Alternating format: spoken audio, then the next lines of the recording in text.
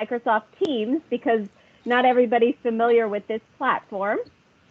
So I'm going to share my screen and show you just how to navigate it in case, and hold on one second, let me get to the correct place. Okay, so your screen when you're looking at Microsoft Teams may look like this if you're using the app. If you're using the browser, it'll look a little bit different. But if you could all please mute yourselves. And to do that, you come up and you push the little microphone button that says mute when you hover over it. So if you hit that, you will go mute and we won't hear any additional background sound, which will be really helpful. We do see that you are a small group today, so at any point you want to ask a question, just unmute yourselves and ask your question. If you would like, you could also raise your virtual hand here by hitting the smiley face with the little hand in it. And if that's raised, you'll see Carlene and I will get a notification that somebody wants to talk or ask a question, and your box will light up in yellow. So that's great. Just remember to hit it one more time if you're done asking your question. And then if you want to write a comment in the chat box, you will hit this conversation bubble right here that says show conversation, and it'll pop up right there. And as soon as it loads, you can type a message in like hello and hit enter, and it will send for you. So that's just a little overview on how to use Teams if you're not familiar with it. And if you are, I'm sorry for the repetitive information. So again, I'm Julia McGlamory. I'm one of the supervisors here with Montgomery County Adult Protective Services, and I am here with my colleague, Carlene Presberry. Carlene is one of everyone. Yeah, hi Carlene. Carlene's one of our star investigators, and we've been really liking doing these presentations together so you can get kind of both perspectives, how the programs run and then how an investigation actually works once somebody gets referred to APS. So I'm going to stop sharing my screen and I'm going to share our slides, which I will send a copy out to everybody at the end of the presentation. So give me 1 second while that loads up, and we will talk about some information with you all today. We're going to try to keep our talking to approximately an hour and then leave the last 30 minutes or 20 minutes now for questions and discussion. So without further ado, and Carlene, I think let's mute you unless you want to interject maybe. Okay, yeah, not a problem. Background sound. Yeah. Thank you. All right. So what is APS? APS, Adult Protective Services, from here on out, we'll just say APS for lingo's sake, is a federally mandated program. So the feds have mandated that every state in our country has to investigate allegations of abuse, neglect, and exploitation of vulnerable adults in the community. Now, despite it being federally mandated, it's actually very variable across every state. So each state investigates a little bit differently. Some states also investigate the idea of self-neglect, somebody who cannot care for themselves anymore. Maryland is one of those states. So we look at abuse, neglect, financial exploitation, and self-neglect here in Maryland. Everything I'm going to be talking to you today about is going to pertain directly to Maryland rules and regulations about APS. I am not well versed in any other state in our country, including DC, and how their regulations work. So please don't assume that if you have someone who lives in DC or Virginia or another state that what I'm saying today directly pertains to that. But we're going to investigate any of these allegations, and we are going to try to help. We're going to try to put services in place to mitigate any risks going on with those folks that may be suffering, and we are going to get services in there if we can. So that's just a little overall description of what APS is. When to make a report. All right, I think this is kind of the meat of the matter and what you all may be mostly interested in. Before I get into this, one of our attendees sent a really wonderful case study summary as an example.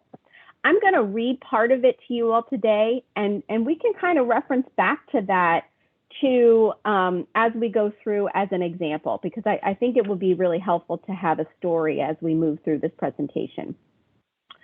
So this case study is, and I feel free to put yourself in the chat if you sent this case study, but I don't want to call the person out without their permission. So I'll give you kudos if you want me to, but I don't want to do that without your permission.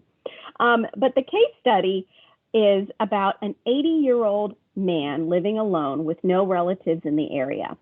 He's been single all of his life with no children. He uses a cane to assist with ambulation and struggles with the configuration of his home. There's multiple levels and staircases located, and it's located on a steep hill. His car is literally held together with duct tape, and it's been recently deemed undrivable. He is lonely, socially isolated, technologically inept, struggling financially, and relies on his car to get him to one of his only weekly social outings, a chess meetup with his veterans group. His clothes are dirty with a strong smell of urine, and he has scheduled surgeries for glaucoma and cataracts. He is a fall risk given the configuration of his home.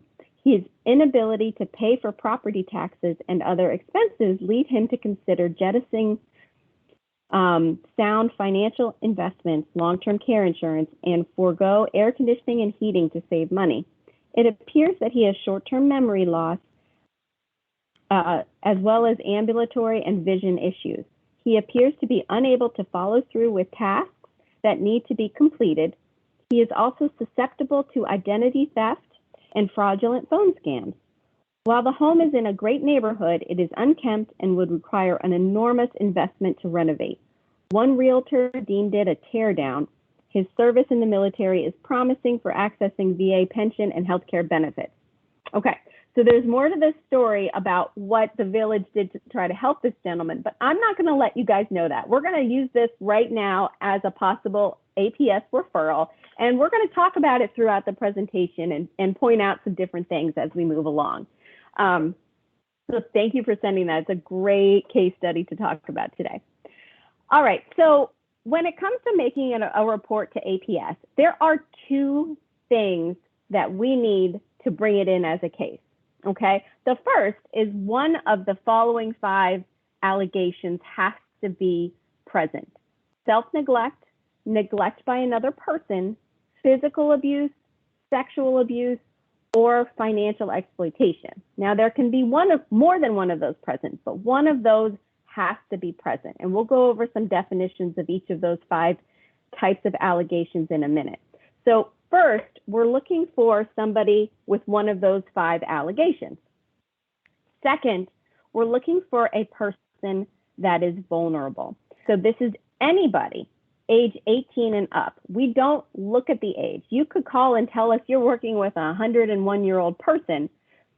That client still has to be considered a vulnerable adult for APS to get involved.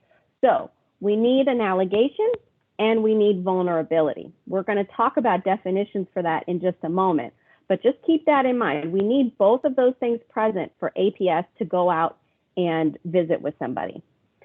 If you suspect that both of those things are present in somebody you're working with, you can call to make a referral to APS. So let's get into some of those definitions. All right, and again, I will send you all this information. You don't have to write it down, and if this print's too small, don't worry, you'll get it a PowerPoint in after the presentation. So physical abuse, okay, that's going to include slapping, hitting, beating, bruising, causing someone physical pain, injury, or suffering. It could also include confining an adult against his or her will, such as locking someone in a room or trying to tying him or her down to furniture. So that includes restraints, right? So if you're restraining someone against their will, that can also be considered abuse. Another example that's not on there is, for example, over-medicating somebody to keep them sedated without their permission. So that would be another form of physical abuse. Neglect includes the failure by the individual that is in a caregiving role to support the physical, emotional, and social needs of the adult that they're providing care for. It can take the form of withholding food or medications or access to healthcare professionals. Financial exploitation includes the misuse and mishandling of exploitation of property, possessions, or assets of adults. So financial exploitation, we always want to know who's suspected to have financially exploited the person, but we'll look at any type of financial exploitation, whether or not that's by a family member or someone the person knows, or a scam that they fell for online and perhaps is repeatedly falling for. It doesn't need to be a known perpetrator. Sexual abuse includes physical force, threats, or coercion to facilitate non-consensual touching, fondling, intercourse, or other sexual activities. This is particularly true with vulnerable adults who are unable to give consent or comprehend the nature of these actions. Sexual abuse actually makes up the smallest portion of cases we investigate, not because it doesn't happen, but because it is severely underreported. So if you ever suspect something is going on sexually with someone you're working with, please do call, because these cases are very underreported and we know that it's happening. We like to think of it as an iceberg. Only the very tip of the iceberg is showing on these cases. Self-neglect, this is the bulk of what we do. These is about 50 to 60% of our cases that we look at every month end up being self-neglect.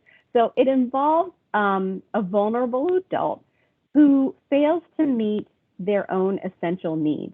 So they're not meeting their needs anymore for whatever reason, most likely due to that vulnerability that's occurring. In Maryland, APS cannot investigate isolation or emotional abuse as a standalone allegation. Those are often parts of what we're looking at. But if that's all you're calling about, unfortunately, according to Maryland regulations, we can't investigate that as a standalone thing. I'm going to stop there, and I'm going to ask everybody to maybe pop in the chat or turn on your microphone. I'm curious, out of the example I read to you from the case study, which allegation or allegations did you all think may be present for this gentleman?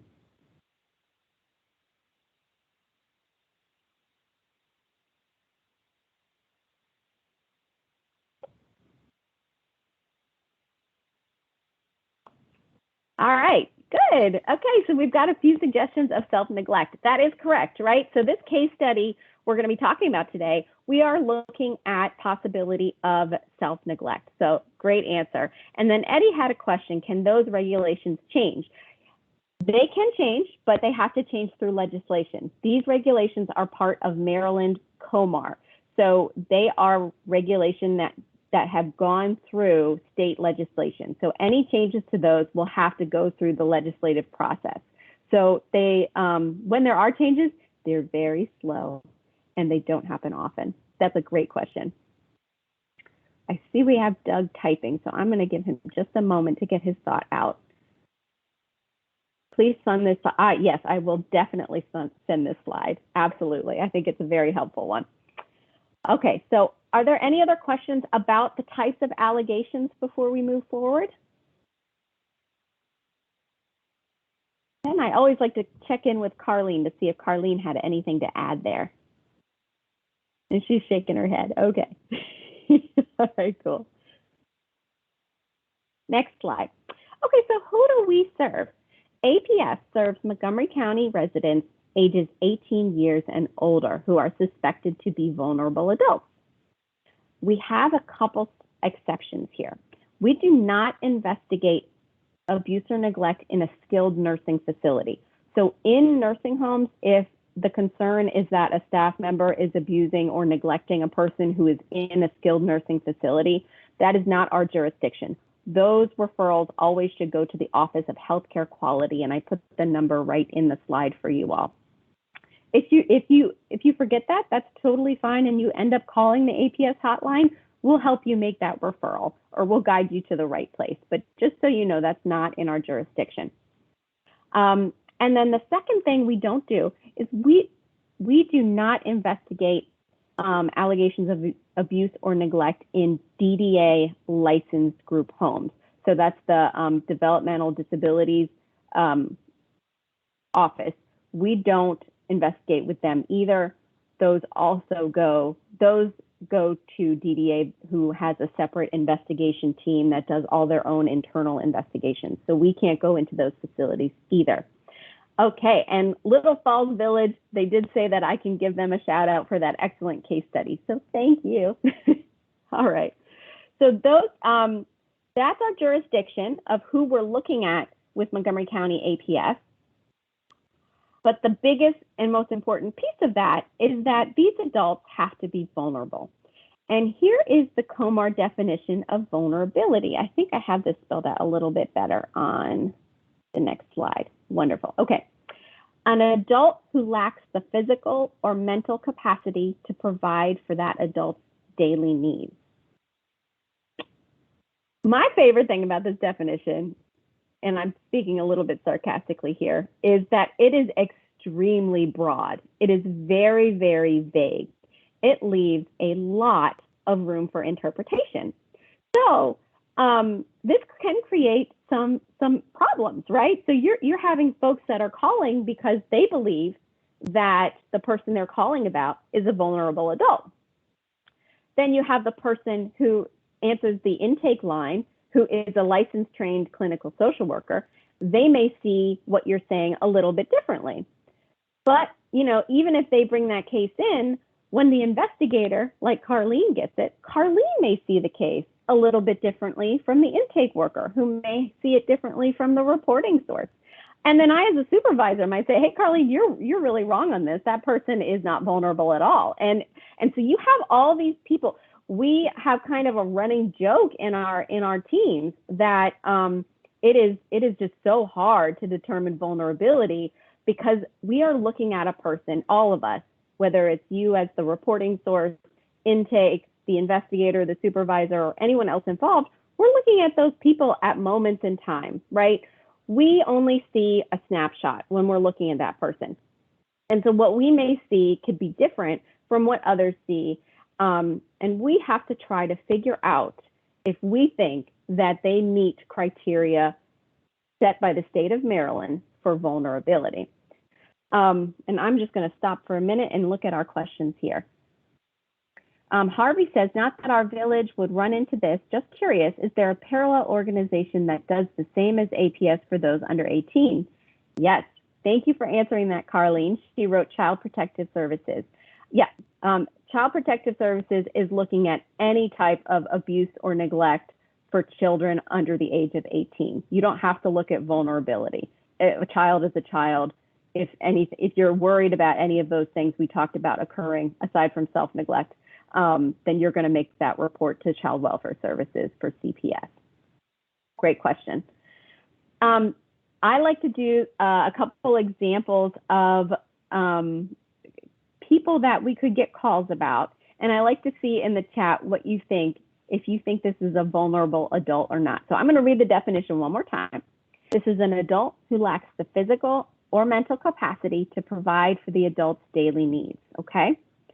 The first example here I have is a person who can usually perform all daily needs independently, but had a serious injury which temporarily causes ADL dependence. What do you think in the chat? Is that person vulnerable?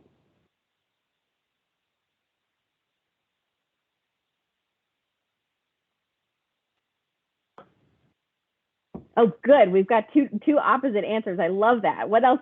We have a no and a yes. What else do people, what else do folks think? Another no. This is a tricky one. It's a tricky one, but remember what I said. We're looking at the person at a moment in time, okay? So if the person is, even if it's a temporary vulnerability, if they're unable to meet their activities of daily living, and they're having one of those 5 allegations happening, that could meet our COMAR criteria for that situation. When they heal, they will likely no longer be vulnerable if they're no longer ADL dependent. I think that's a bit of a tricky one.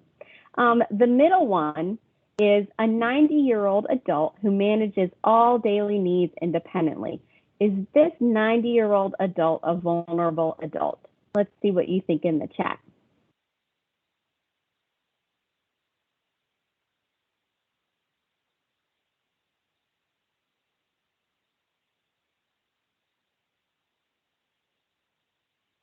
Yeah, we've got some no's popping up. Good. Right. So we don't care that this gentleman or woman is 90, right? This person is meeting all their daily needs independently.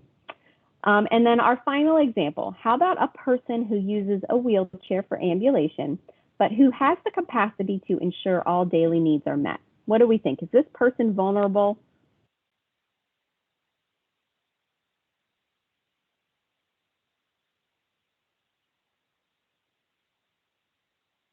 Good, we've got some no's. Excellent, perfect. So the key is we're looking at, can this person complete their daily needs?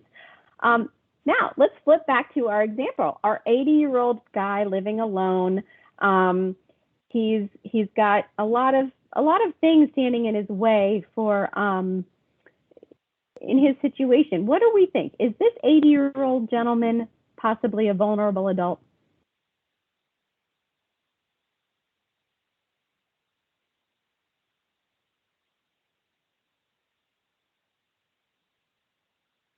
Yes. Okay, good. I'm seeing some yeses. Yeah. Carlene, you want to comment on him?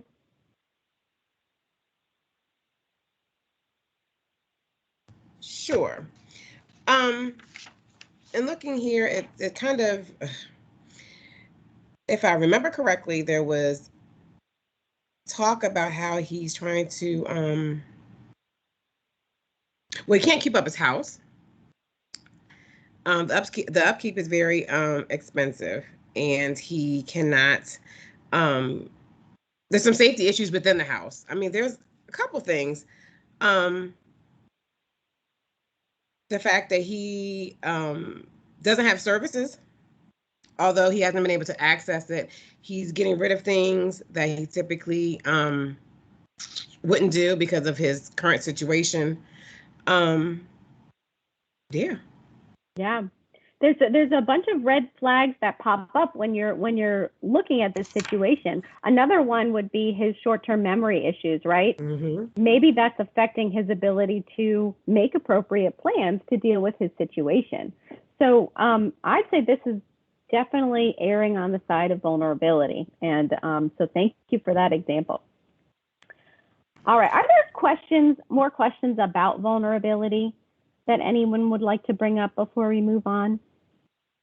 I do have a question, and Sure. which is, when you're talking to, like a parent who's living with an adult child, Mm-hmm. and you know clearly there is a problem of paranoia, how do you try to distinguish what's really real, possible abuse? I mean, I think it's when when a parent is saying an adult child wants to kill them and not to talk to their doctors because the doctors think they're crazy.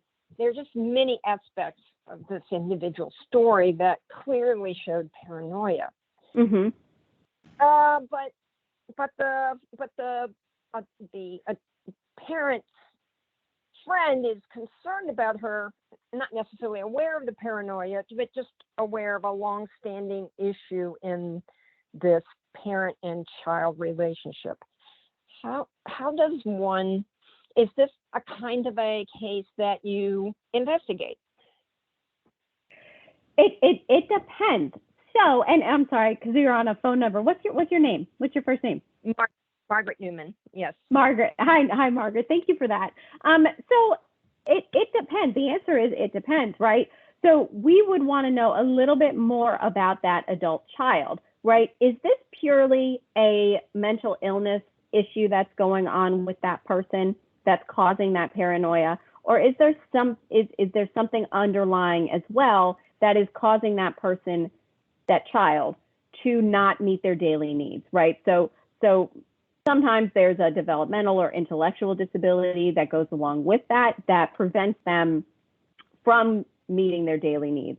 Or if it's purely mental health, that kind of may set them on a different track that APS would not be very helpful for. So there's some different things to unpack there. And the good thing for all of you is that you don't necessarily have to do all that digging yourself. If you're concerned, your job is simply to call APS. Our intake workers will tease that information from you. They'll ask you pertinent questions. And if there's other people that they can call and talk to and get additional information from, they may be able to get a clearer picture, even if they can't share all the information with you, about whether or not that meets Adult Protective Services criteria. If it's a purely psychiatric issue, then there's two things I wanted to bring out. One, if the person, the adult child, is willing to get help and willing to talk to their providers, if they have a psychiatrist or a counselor in place, that's always the first step, trying to make that connection, trying to get them to call. If they're not willing, and if you hear somebody making a threat of harm, like they're going to kill their mother or they're going to kill themselves or something else like that, you can call 911 or the crisis center, right? So the crisis center is open 24/7. They have a mobile crisis team that can go out and assess for suicidality or homicidality. So that's always another option for something like that you're bringing up. That's a really good question, Margaret. Thank you. Sure. And then Eddie says, it has a question. Mm-hmm. Go ahead. Oh, is that, you're going to read that one? No, go ahead. Eddie says, how ethical is it to use a referral to APS as a way to push an elder to take better care of themselves, as in when you are aware that they are not eating well or taking their meds? This happens all the time. This happens a lot. We often get used as a tool. We don't mind. If it meets criteria to be an APS case, we're going to take it regardless of the motivations for sending it to us. But Eddie, you may want to think about your or whatever volunteer's clinical relationship with that person, and holding a kind of threat over their head, even if you think it may be effective to get them to eat or take their meds, it's probably going to create a rift in your clinical relationship, right? You may want to take a more gentle approach. I don't know the professional backgrounds of, all the folks on this call, and you may not be clinicians, but if you look online, there's something called motivational interviewing. And it was a way of talking to people who are struggling with making the right decisions. And it's a way to do it in a gentle way. So you want to try to motivate that person to make their own positive changes. And doing that by kind of dangling a threat is not a great way to do that. If you think it meets criteria, please call. There's no reason to hesitate to call us. But I think using it as, a threat or something like that might not be the best for your ongoing relationship. What do you think, Carlene? No, I absolutely agree. And sometimes we can encourage people to do things, but ultimately we can't make them do anything. So a lot of times we spend time trying to figure out why they're not eating or why they're not taking their meds, because that could really be the reason. I mean, they may have a valid reason for not doing certain things. And when you don't explore that, you're just making an assumption. Because, the medication could be making them feel a certain way, or they don't feel the benefits of it, or they could not be eating because they don't have the proper food in the home. I mean, there could be other things going on that we just don't know. And when we come out, we're going to kind of ask and kind of try to, get that information from them to see how we can better assist them to do these things that, may be more beneficial to them.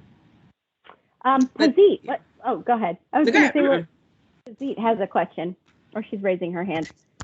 I want to share that a lot of the conversation I have with village leaders and indeed people from other parts of the community is precisely this frustration around, obviously there is a human being who is not taking good care of themselves, but they're perfectly capable of making those decisions, right? And so I hope you will touch on that particular, what I call gray zone of decision making and our paternalistic approach versus autonomy and self-determination. So just making sure that we touch on that at some point. We can never talk about APS without talking about self-determination. Thank you, Pazit. Okay. All right. I saw that Eddie had his hand up. Did you have another question, Eddie, or a comment? No, I was just going to give you a little bit more background, but it's not necessary. Sure. What you responded is fine. Okay, wonderful. Okay. So let's move on to the next slide. But these questions are sparking some really awesome conversations. Ooh, Carlene, there's a hoarding question. We're going to save that one for a little bit, but Carlene loves hoarding, so she can talk about that when we get to it. Okay, these are some red flags of abuse. I'm not going to go through all of them. I just think it's helpful to have a list, and you're going to get this list at the end of the presentation. It's just nice to have something you can look at to say, hey, oh, I noticed a few of those things going on with the person I'm working with. Let me call APS. We take calls all the time. If you're calling and it doesn't meet our criteria, you're not hurting anything. You're not hurting our feelings or anything. So if you have a call and a concern, please just call. Don't worry about trying to flesh out if it's really happening or not. All right, and who can make a report? So we have two types of reports we get, right? One is reports from mandated reporters. So people that are required by law to report if they suspect someone meets criteria for APS. And those are healthcare practitioners, police officers, or human service workers. Okay, they have to, they're called mandated reporters. But we also take reports from anybody else in the community who has a concern. So these are not mandated reporters, but they are free to report. Is there a question about that? I'm not sure if you all are mandated reporters or not, but either way, you can make a report to APS. And Elizabeth says, can we call to talk through without identifying information being taken before deciding to make a report? You can, or you can always email Carlene or I put our emails on the last slide. So if you just want to talk, if you just want to send an email and say, what do you think? Should we report, or do you have a different suggestion? You can do that as well, Elizabeth. So if you call, I'll just say this, if you call, you don't know what kind of intake worker you're going to get on the phone. Some of them will have the time and energy on that day and at that time to expend and really go through with you. Sometimes we are extremely swamped and that team gets really overwhelmed. So they may not have the time to really process the way you need. So that's why we put our emails at the end of these presentations. Yeah. All right. So how to make a report. So we talked about who can make a report. We talked about when you should make a report. Now let's talk about how. There is a new phone number. See it on this slide, 240-448-4568. We now have a direct APS live hotline, Mondays through Friday, 9 to 5. We used to direct everybody to our regular 3000 line, which is Aging and Disability Services. And then we'd have our intake team call you back. Now we answer all our APS referrals live. And to do that, you should call this number on the slide, which I will be sending out. So please put that in your phone, just have it saved as the APS hotline. And if you need to make a referral, please call that number. When you call, and this kind of answer Elizabeth's question too, right? This is a list of information on this slide that is really helpful for us to have. Please, if you have it, get us the full name with the correct spelling of your person that you're calling to refer.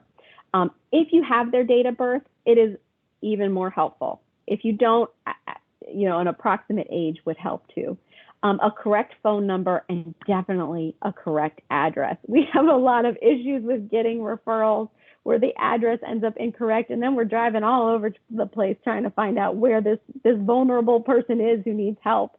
We want you to come onto the call with indicators of that adult's vulnerability, right? So we talked about vulnerability. Tell the intake worker what things you've noticed that make you think that person is a vulnerable adult. And then come with the indicators of whatever allegation you think is happening. So if you think it's physical abuse, tell us why you think it's physical abuse, and give us some examples. And then information about other known risk factors are really helpful. Is the home a hoarded environment with a rat infestation? All right, Carly needs to know that so she can be prepared when she goes out. Do you know that the person keeps loaded guns in the house? Carlene also really needs to know that. Or if there's an aggressive pet or something in the house. So if you know about those things, please don't forget to tell the intake workers so that we can be as safe as possible as well. And then also, if you have medical or psychiatric diagnoses, that's great. Information about the alleged perpetrators, if there is one, is helpful. And then any info about social, informal or formal supports that you know are involved. So you may not have all this information, but any of it that you do have, please come ready to give it to when you make a call. And let me just check in here with the questions. Can I ask a question? Yes. Okay, after a report is either called in or written, under what conditions would you not act on that report? So it really has to do with those two factors that we talked about. One, if the intake worker thinks that you're describing a person that does not meet our criteria for a vulnerable adult, that's one reason we would not act on that report. The other is it may not meet the criteria for self-neglect or physical abuse or sexual abuse, financial exploitation, or neglect by another person. So it has to meet those two sets of criteria, one for the allegation and one for the vulnerability. Does that answer your question? Yes, partially. Okay, so is that the response that will be given to the person who made the report? I don't know. Not who made the report. Yeah, the one who made the claim, I should say. Yes, our intake team should be telling you on that call that it did not meet criteria. If they don't say anything, you may get a call in a few days from the investigator. For example, Carlene saying, "Hi, you made a report to our office. I got the case. I'm calling you to let you know that I'm the social worker." So in case you had any follow-up information to give Carlene. And I may actually call you. Yes. Yes, she is. I'm sorry, what did you say? I said I may actually call you. Oh. So when you make a referral, sometimes we do actually call the reporting source back. So if someone actually asked this question, we don't identify who made the referral, because we can't confirm or deny who made the referral. However, sometimes the client actually knows who made the referral, and sometimes the reporting source actually tells them, "I'm calling APS," so they already know who made the call. But we will never say, "Miss so-and-so called about you." What I do is when I come to see people, I'll say, "Someone in the community is concerned about your well-being."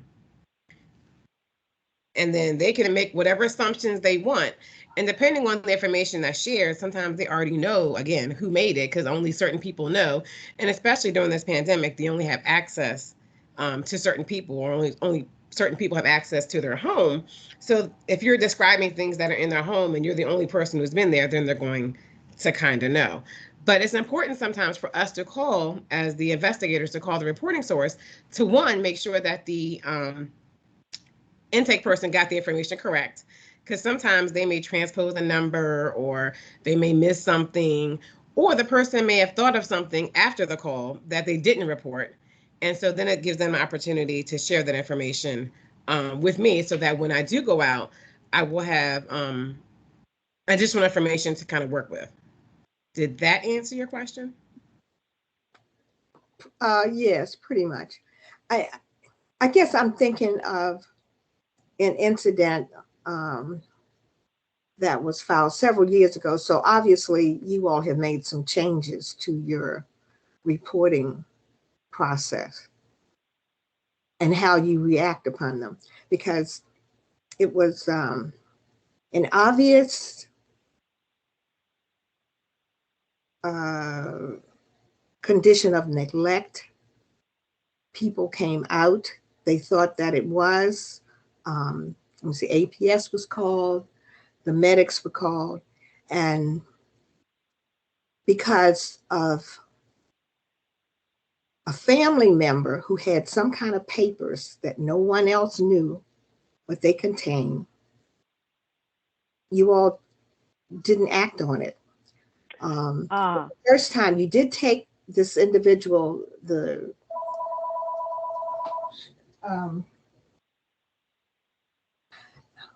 patient to the hospital, but it wasn't, he wasn't allowed to stay there.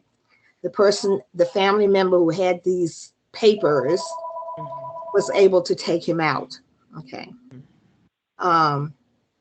So it was a really sad situation because he eventually died. Okay. He was starving to death. And the thought was that these children, these adopted children of his, were not taking care of him. It was really a messy situation. I even spoke with the whoever was head of APS at that time, and she looked into it again, and then said, and I told him, okay, this was my ex-husband, all right, but my daughter was the one who filed the complaint, okay, about his being neglected. And obviously he had remarried again, and so he had adopted this woman's 3 children. Well, the son was some kind of an attorney, and he had some papers that he waved in front of everybody, and they didn't act upon the complaint, and it was sad. It was really sad. When my daughter called the number, the lady, whatever her name was, she told me, she said, have your daughter to call me. I spoke with her at a presentation that they were giving at somebody else was at a church. And I gave my daughter the number and she called. And the lady said, there was nothing that they could do. And that was it. Thank you so much for sharing that story. It's and we're actually going to talk about that. Carlene's going to talk about it, because what you're describing is a case that met criteria to come in. So it sounds like we went out and we did an investigation. Right. So one thing Carlene's going to talk about in a little while as well is all of the other kind of legal barriers that we run into after a case comes in. So we can touch a little bit on, while we can't speak to that case specifically, we'll touch a little bit on why sometimes, even if something's happening, we cannot act. And it is, I wholeheartedly agree with you. It's sad, it's frustrating for us as well as all of the people concerned about whatever situation is going on. But fortunately and unfortunately, we have to work within the legal parameters of our program, which we are going to explain on this presentation. I hope we get to answer your question and concern. I hope so too, because I was thinking it's just, it's worthless. And It's not. well, I mean, if you're not going to do anything, why report anything? You know what I mean? Well, That's If you that's know a that good. there's a situation and you turn away from it, why waste the time? You know, the trips and your energy. You know, Because there are a lot of things we can do, and it may not have worked out in this situation. There are a lot of things we can do within the right legal parameters, and we do our best to try every single thing we can do. It's one of the things that makes this work so challenging, is that we have to constantly kind of balance what we can and cannot do, and what a person is willing to do or not to do. And we'll talk through some of the nuances of that. And I think it's so good of you to share that with us, because that's a thought that pops up in a lot of presentations we give from a lot of people we talk to. And it's something that pops up, I'm sure, in Carlene's head, in my head too. And it can be incredibly frustrated. So I really, really thank you for sharing that today. We did have one other short question here in the chat. Is a mild short-term memory issue a vulnerability? Yes, if it affects the person's ability to meet their daily needs, right? So if it's not affecting, if that person is going through their day and still meeting all of their needs, they're good to go. They're not a vulnerable adult. But if it is really impacting their ability to meet their daily needs, then they probably are. So it's not a straight yes or no answer. I'm sorry. Forgetting medical appointments, not necessarily. If they're forgetting and they're like, oh, I forgot, and they reschedule the appointment and they go, then they've worked around the issue. So are they able to work with their memory loss and work around the issue, or are they really unable to? That was a good example. Because sometimes they may just need to put it on a calendar so they can see it. Or need the tools. Because I mean, I forget, so so sometimes or they may need a call the day before. Yeah. Or the morning of, or something, Absolutely. And Carlene touched on this already. Just a slide on confidentiality and anonymity, right? So we 100% of the time keep the information about the person who calls to make the report anonymous. We don't tell the client who called. Carlene uses her line about someone in the community is concerned. Every worker has kind of a different standard line they give, but we never release that information. So we're not going to do that. Now, if you want to be known to the client, you can certainly tell the client that you referred it. That's totally up to you. And you can be involved with a visit if you want that as well, but we're not saying anything from our end. And then a piece about confidentiality about our investigation. So we can continue to get information from you throughout the investigation. So if you are working the investigation, if you know the investigation has been assigned to Carlene and you see something else happen and you want to tell Carlene about it, please call and tell her. Carlene, however, is pretty limited on what she can share with you. So Carlene can't tell you all the things necessarily she's trying to do with the client or what the client says in response to that.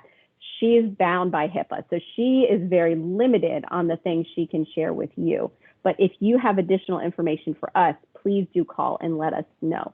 We also can't tell you why an investigation ends. So there could be a lot of reasons for an investigation ending. We can't tell you why that our relationship with the client ended at that time. So I'm going to pass the mic to Carlene, and she's going to talk about what happens when she gets a case. All right. So when I get a case, it could be there's two avenues. It could be an emergency and on call. Each of us are assigned a day within the month that we are on call for the entire county. And if an emergency happens, we have to respond within 24 hours. Sometimes 2 hours, but most likely 24 hours. So there's that. But then also the other referrals, we have 5 business days to make contact with that family or that person, the client. Within those 5 days, we could use that time to reach back out to the reporting source. Sometimes we actually make appointments, especially with the pandemic. We may make an appointment to go see a client. And sometimes, depending on the situation, we'll just actually make an unannounced visit, especially if you want to see something in this raw, environment. We're not going to call first. We're just going to show up. So once we go out and we're allowed access into the home, we will then complete an assessment of the client, identify any risk, vulnerability, the client's capacity to make decisions. Again, depending on what the referral is and the information that we have, we will, again, gather all the information that we can to be able to figure out what we can possibly do for the client.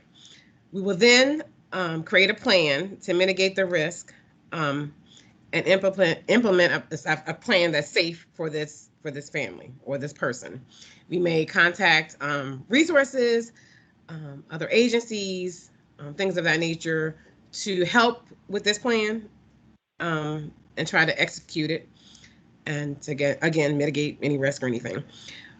Once that is completed, we will then either close the case or we may transfer it to another department. In some cases, some situations, we're not able to close it because we think that there may be some continued risk involved, and we may send it to APS continuing. Or it may be a situation where we see that guardianship is needed. So of course that's going to take longer than the 60 days. So I should have said this a little earlier, but we only have six. Well, we used to have 30. So now we have 60 days to investigate these allegations, and 60 is 60 it's 60 calendar days, but really it's not even 60 days. And during this time, we have to be able to, gather the information to navigate systems, things of that nature. And sometimes it's enough time and sometimes it's not. And if it isn't enough time and additional services or things need to be done, we'll send it to continuing. Or if in-home services are provided, they'll go to SSTA for continued monitoring. And sometimes guardianship may be needed. And in that case, of course, it will go to the guardianship unit. The intake team is the one who decides what avenue, if it's going to be an emergency situation or if it'll be a 5-day response. However, we'll get it and we'll definitely act accordingly. Any questions on how that kind of works? I see someone's typing. Oh, someone has their hand up. Go ahead. So the question is, once you do the assessment, if you determine that guardianship is necessary, then, or whatever your plan is, where you mentioned about self-determination before, does the person have the right to refuse the plan? And would guardianship involve someone to oversee the entire package of their needs? And I guess my third question is, do you also protect other family members, even if they're overseas? So they don't have to agree with the plan. Oh, go ahead. One more question. And if because I see us as the village leadership as professionals who are are not just the regular neighbors, because we are trained in working with the people, the seniors in the community. Would you involve us at all in that plan so that we would coordinate with what we're already doing? Go ahead, Julie. That was a lot of questions. Okay. All right. Let me start with the last question because that'll help. And I think that'll also help answer Doug's question in the chat. So we talked about confidentiality. So Carlene can't share specific details. There's a caveat with Adult Protective Services. She can share details when it has to do with creating a care plan for the client, right? So she can talk to you if she knows you're involved about how to figure out the plan for your services and county services at the same time. So we can do that. So that's the kind of caveat. Just because we're adult protective services, we have that malleability a little bit with HIPAA. Normally with other social workers, you need a signed release for any other type of program. But with APS investigations, we have a little bit of leeway with being able to talk to you specifically about creating a care plan for the client. Your first question with self-determination, yes, the client has to agree and consent and be a part of a care plan, right? So they have to be willing to accept services. We can't just throw in county in-home aid services to a person that doesn't want them. That's not going to go very well. The person's just going to slam the door in the aid space or just not let them in. So yes, they have to be on board. If there's concerns about the person's capacity to make decisions about services, that's something else Carlene is going to touch on and I'll expand upon as well. That's when either we get a surrogate decision maker, like a family member involved to help make decisions about services in the care plan, or if there's really nothing else, there's no other options, we may look into having to have guardianship set up. I think I answered 2 of your questions. Am I missing one of them? Something about overseas. If someone's overseas. Oh, yes. So we actually, again, in our special role with APS investigations, we can also actually reach out to family members we find no matter where they are. So if we have numbers to those family members, we're likely going to reach out. We try to talk to the client about their willingness to let us speak to people in their life. And if the risk isn't too high and they ask us not to, we're going to try to respect that. But if the risk is really high, we're going to probably, regardless of what the client wants, reach out to their supports to try to get folks involved. I appreciate those answers. My comment is regarding the decision to reach out if it involves the care plan. I would expect that that when a village refers someone to you, that they're already doing their best to try to put together the care plan that we have the capacity to do. So I would only say that it's very important to involve us so that we're not tripping over each other and so that we can complement each other and coordinate. Well, absolutely, as long as we know that you're involved. So if you're the reporting source, then we kind of already know. Sometimes clients will be working with someone and then all of a sudden, 6 weeks in, they're telling us about, oh, and I also talked to so-and-so with this agency. And it's like, you didn't tell me that before. So sometimes we don't even know. But if we do know, we will reach out. You mentioned, and I don't want to monopolize this situation, but you mentioned in-home services. Does that involve qualifying someone for Medicaid, or do you have the ability to provide in-home services if they are not a Medicaid home care person? If you don't mind, save that question for the last slide. We're going to briefly go over the different services that we can connect folks with. But we are all clinical social workers. So number one, we're always trying to figure out what services, county, state, private, whatever the client could get, we're trying to connect them if they're willing to whatever's out there and available. We're always looking for that. There may be a service that you all know about in relation to the villages that we don't. So if you have suggestions or anything like that, that's always helpful as well. All right. And then Doug, just to expand a little bit on the last part of your question, we talked about talking with you all if you're involved about the care plan, and you worded it in a specific way that I wanted to address. So how the villages can continue to provide the immediate caregiving supports that may be needed while awaiting a resolution. All right, so we don't ever want to tell any services or programs involved what to do. Okay, we want you to follow your protocols with relation to your service delivery. So we can work with you and tell you if we're putting in county services, and you can use that information to make your plan, but we're not going to say, you should stop services because we think this is a risky situation. We're not going to tell you what to do, but we could give you information about what services we're working on so that you can coordinate with us. Does that help clarify it?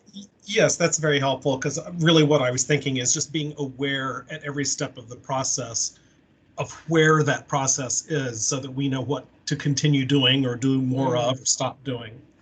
And we can do that with relation to service delivery, but we can't necessarily tell you, the juicy stuff, I guess I should say. We usually know about that before you ever will. Yeah, that's true. Agreed. Okay, Carlene, do you think you're ready for the next slide? Sure. Okay. So self-determination versus safety. So I'm going to tell you some things that we can do as investigators and some things that we cannot do. So we can always attempt to make a home visit. Like I said, we can make that appointment. We can call, introduce ourselves, and make an appointment to come out. Or we can just randomly knock on someone's door and ask if we can come in and talk to them. However, I'm going to do these kind of side by side. We can't enter a client's home without their permission. So if they tell us no and they slam the door in our face, then that's it. Sometimes we'll have to come up with some other creative ways to gain access, which can sometimes be frustrating because we kind of know based on the information that they sent, that the referral source sent, that it might be a very risky situation. However, if they don't allow us into the home, or they don't answer the phone or what have you, then we're kind of limited in what we can do. And that unfortunately includes if it's a family member or caregiver or someone else who lives there and they're refusing to let us in. Now we can try to be firm, and Carlene can say, I just need to lay eyes on your mother. I need to see her. We can even bring the police with us and look like we have like some muscle behind us. But even the police, they cannot enter into the home unless we think someone is severely injured or in imminent harm. We can never go in, but we could call the police, who may be able to go in if they think it meets their threshold. If someone is telling us we cannot enter, we cannot enter. It will be breaking and entering, and we will be breaking the law. So just to clarify that. Even though I've been told the door's unlocked, I understand the door's unlocked. I can only knock on the door and hope that they're going to say you can come in, because sometimes people don't get up and, they'll just say you can come in, or hopefully they'll open the door. But if not, then I can't go in. We can offer assistance and referrals and make suggestions to increase safety and decrease risk. However, we can't force the client to comply with our recommendations. So we can educate them, we can talk to them, we can do all kinds of things, but we cannot make them comply with any recommendations that we may throw out there. We can assist them with locating a higher level of care, either that with the client's permission or the permission of the POA or the guardian. However, we can't force someone to move into a higher level of care against their will. So there's some people who probably are living independently and would do better living in assisted living. There's some people who would do a lot better if they lived, in a nursing home type facility, and they don't want to do that. They want to remain home. And I understand people want to age in place. However, sometimes it's just not safe to do that. However, all we can do is really help them understand the benefits of moving to a higher level of care, but we cannot force them to do that. And sometimes it's not even the client who's the issue. Sometimes it's the family members who don't want their family member to go into an assisted living or, a nursing home or something of that nature. So we can only, again, educate and help them understand, because sometimes people just have fears of certain things. And it's important to kind of talk to them to kind of figure out what is their apprehension of it. Or it may have been a bad situation that they know someone else had went to this place and they had a bad experience and now they don't want to do it. But again, we just kind of have to talk to them and figure out what the issue is, but we can't make them do or move to another facility. We can assist them. Go ahead. Yeah, I just want to say you're answering my question to a certain point, but what I would like to know, so who are you considering as being the client? Is that, I'm going to say, the victim or the elder person who's being abused? Is it the caregiver, or is it a family member? Well, it's the person to whom you've called the referral on, so the identified client. The person, what the client is who now? The person that you identified when you called to make the report. Okay. The vulnerable adult. There's a caveat there, Sylvia. If that person, and we're going to get into capacity and guardianship on the next slide, but if that person lacks the capacity to make their own decisions, then the decision making legally falls to a surrogate decision maker. So if there's a spouse in the household, if there's a primary adult child that's making those decisions, if there's a legal power of attorney in place, or if there's a guardianship in place, then we are making those decisions with that person. If the person doesn't have the capacity to make their decisions. If that person who is in the role of making decisions for the client is making risky and poor decisions, what we have to do is we have to make all these recommendations, right? We can't force them to comply because they are the legal decision maker. But we can educate, we can talk a lot with them, and we're going to document all of the information we're giving them. We're going to document the decisions they're making, especially if they're putting that client at risk. And we're essentially building a case. And we have to prove to the courts in situations like that there may need to be a neutral party appointed to make those decisions. Sometimes we can meet that legal threshold where we are able to do that, and sometimes we cannot. And that might be what you saw. I don't know, because again, I wasn't involved in the situation you're discussing, but there's some legal things happening as well when there's a caregiver or a power of attorney that we're dealing with. It makes things that much more complex. Yes. Go ahead, Carlene. Thank you. So we can assist with locating resources to increase the client's medical compliance, like transportation to appointments, medication organization, things of that nature. However, we can't force them to, again, attend medical appointments, or we can't force them to take medication. Again, this is how we kind of go out and we'll educate them, find out why, again, because there's probably a reason why. They may just decide that they don't want to have cataract surgery. For whatever reason that may be, sometimes we make assumptions on things, but we don't necessarily ask questions. And we just know that this is what you should do. But we should also maybe find out, dig a little deeper to find out why this person may be having, these apprehensions on things. Sometimes they think they don't have the money for the copay, or they don't have transportation. So we'll help them with locating, the proper resources that they need, metro access, rideshare, whatever it may be that they need to get there, because they may not have even known that those resources exist or that they were eligible for it. But again, we can't make them do certain things. So any questions on that?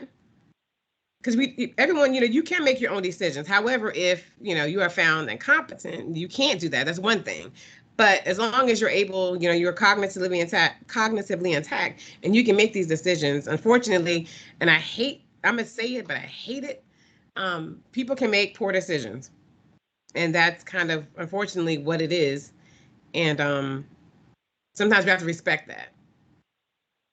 It's kind of hard, but we'll have to respect that. That's a perfect transition to the next slide. Yes. So guardianship. So Julia did kind of speak a little bit about this before. The Adult Public Guardianship Program exists as a safeguard to safeguard the welfare of persons with disabilities. It's a legal procedure in which the court determines a person's ability to make health and safety decisions for themselves if they're significantly impaired by disease, accident, or disability. If the court does deem this, necessary, they will appoint a guardian to act as a substitute decision maker. So there's guardian of property and there's a guardian of person. So, well, there's both.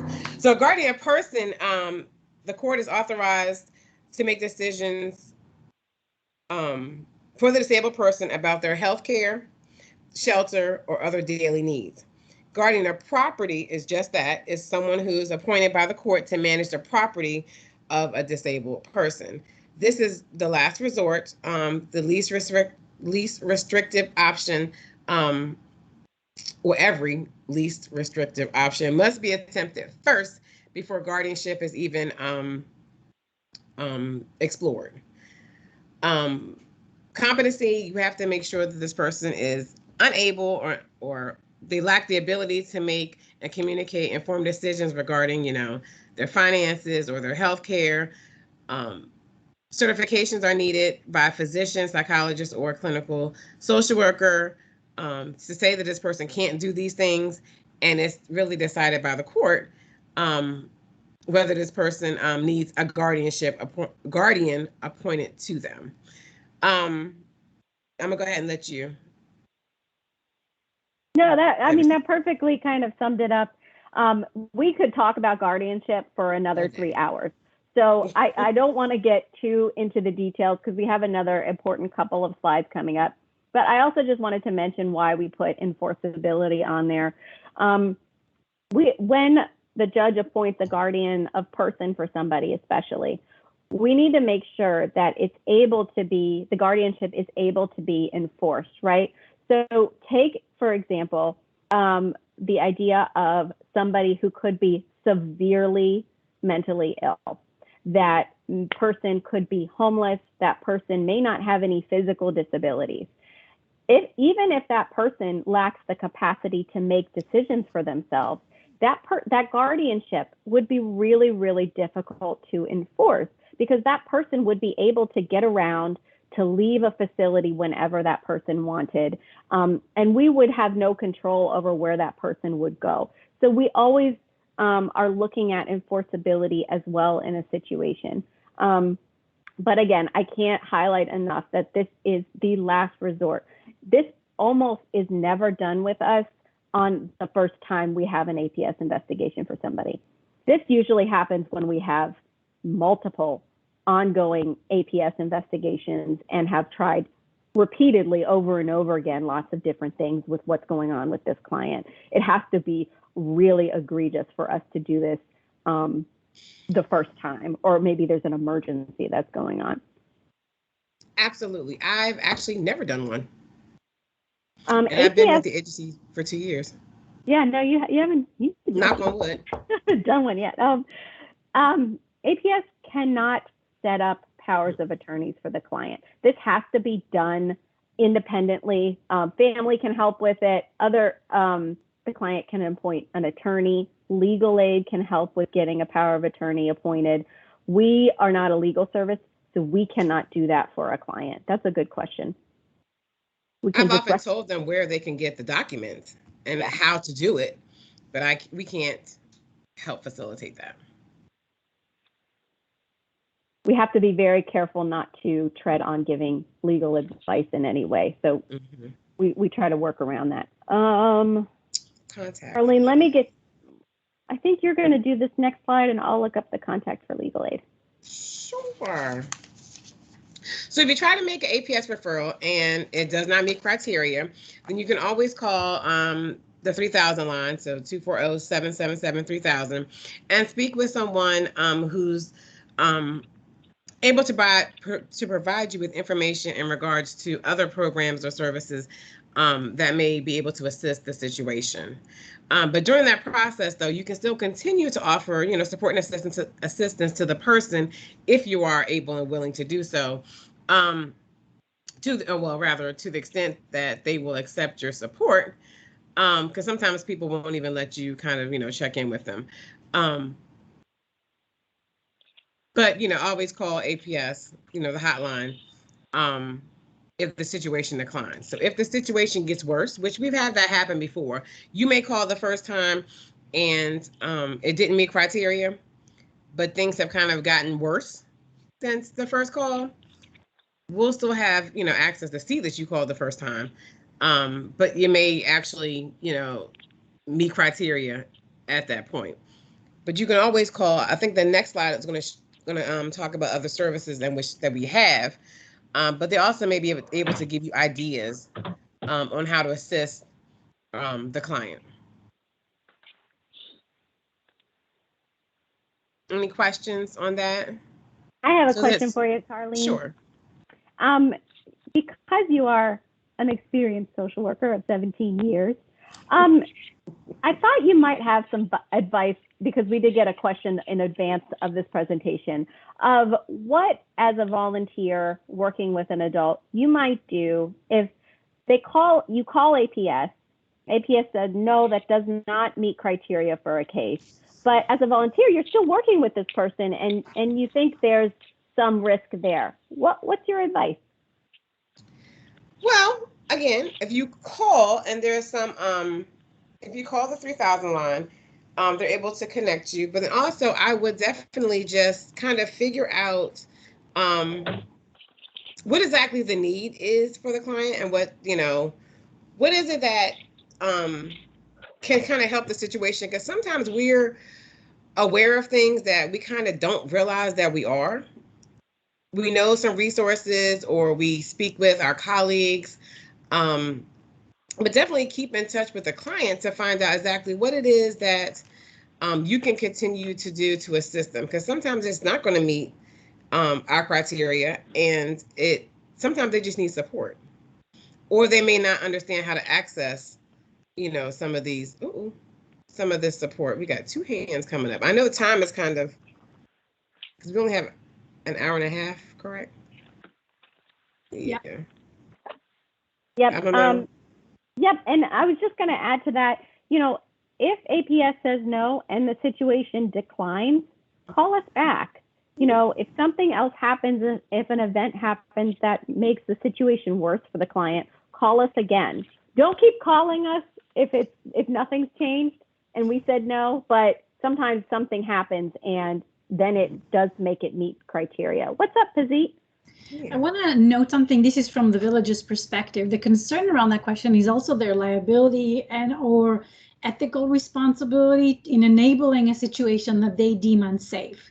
And so I think there's a nuance there that needs to be addressed. And just to share kind of my perspective, in the sense that so long as you have defined to your member the boundaries of what you can and cannot do really clearly, and you have consulted with professionals and had given all the information to the right authorities, in this case APS or other county resources, you are within your sort of safe zone of continuing to operate.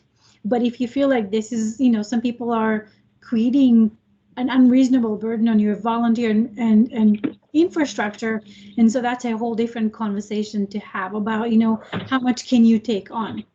So just wanted to put that in there. That's an excellent point, Pazit. And the thing, and also just in response to that, and I'm going to say this to all of you because I also say this amongst our team all the time. Consult. Talk to each other. Encourage your volunteers to talk to each other and to talk things through, even if you're not using the client's names. It's so important to bounce these things off of each other and to understand perspectives of other people that do the same work you do in your situation. Okay, very, very quickly, let me just kind of read through this. I have this slide out. These are the services that fall under aging and disability services. To access these, you call 240-777-3000. Again, aside from APS. If you're calling APS, remember to call that hotline, which is also in the yellow bubble. But if you're calling aging and disability services, they can also give you information about just other resources and organizations in the community that could be helpful. They could connect you with the wait list for our home care program, our social services to adults program, senior care that can get the senior access to supplies and things like that, that could be helpful. If the person has Medicaid, they can also connect that person with getting Medicaid personal care services and Medicaid funded adult daycare. For all of these things I'm mentioning, the person does have to be willing. So it's best if that person calls, if the client calls themselves, or if you call with the client. We also can do walk-in appointments with our Aging and Disabilities Resource Unit. So you could call the 3000 line to set up a walk-in appointment. Even during COVID, we're just asking that you do masks and everything like that and set up an appointment in advance. We have a subsidy. We have 2 subsidies for assisted living. One is called the Group Home Subsidy Assisted Living Program, and the other is called Adult Foster Care. So all of this stuff, all of this information can be accessed by calling the 3000 line. You can call them just to get information, like, or you can call again with the client for specific linkages for that person. I'm sorry we don't have that much more time. We really stopped to do all the questions during each slide, which I think is really great. I want to extend again to you all that you are free to email questions to Carlene and I. Email is our best way to contact and get back to you. We can get really busy, so give us a day or two to respond. But we will do our best to email and try to answer your questions about our services. Absolutely. So Deet, I'm going to leave it to you. I really thank you for inviting us today. Wow. Thank you, This guys. is incredible. Really. Thank you so, so much. This is, you know, I've heard presentation about APS, but this one really tops them all. So you hit the charts there. And also thank you all for participating and bringing your very thoughtful and insightful comments and observation. Obviously, this is something that will continue as a conversation as we evolve together as providers and as partners. So this recording will be available pretty soon, I hope by next week. So feel free to share that video with anyone you think from your village community who really needs to listen in, a volunteer, a committee chair, because I think there's a lot of really great information. So thank you, thank you, thank you. Also for offering your email. I think you're in hot waters now, Julia. That's okay.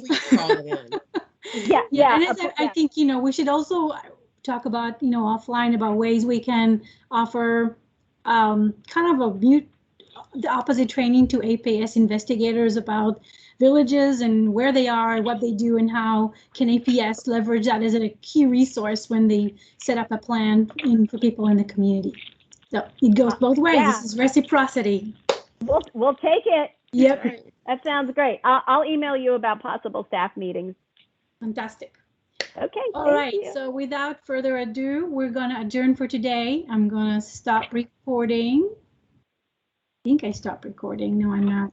Now I have.